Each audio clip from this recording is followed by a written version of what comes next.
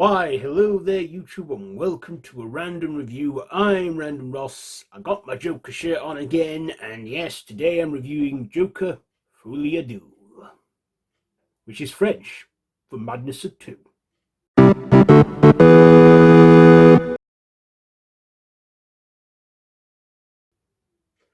So, this is written by Scott Silver and Todd Phillips, directed by Todd Phillips, based on the DC characters, and it stars, of course, Joaquin Phoenix in his first ever sequel, I believe, to anything he's ever done, Lady Gaga, Brendon Gleeson, Catherine Keener, Zazie Beetz, and Steve Coogan.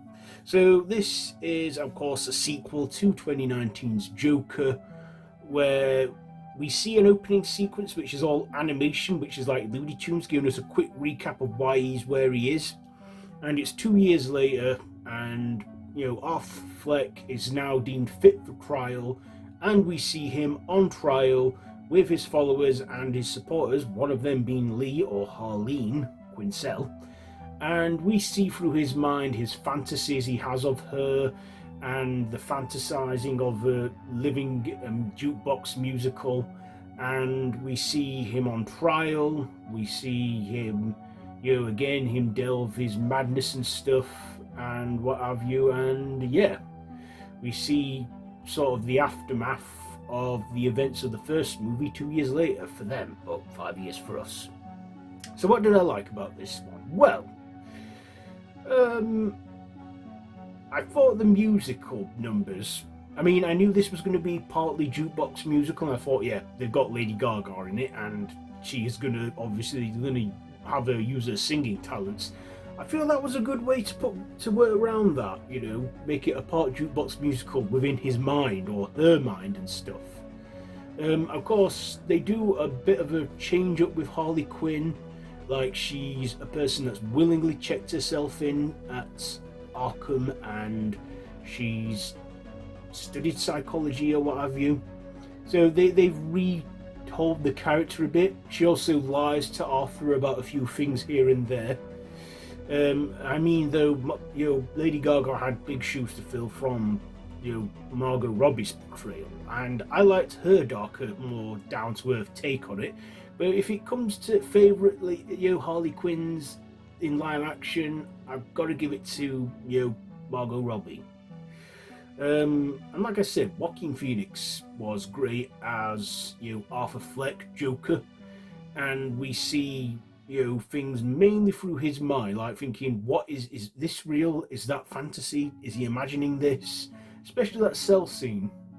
But also, I liked him donning the clown makeup once again as Joker, and we see him back again.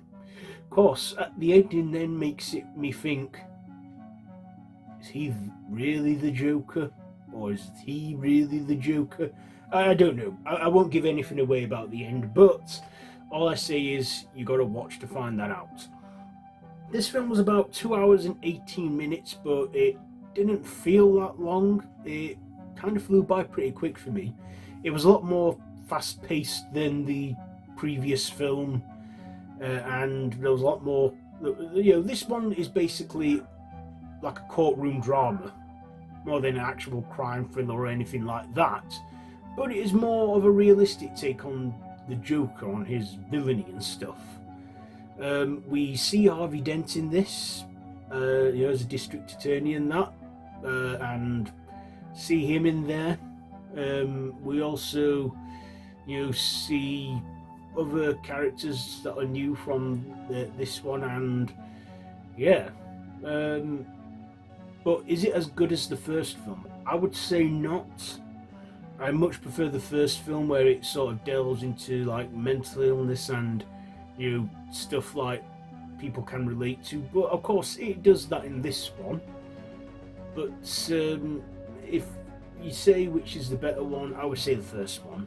But like I said, Joaquin Phoenix, I think, did pretty good for this movie, which to my knowing has never made a sequel before to any of his movies.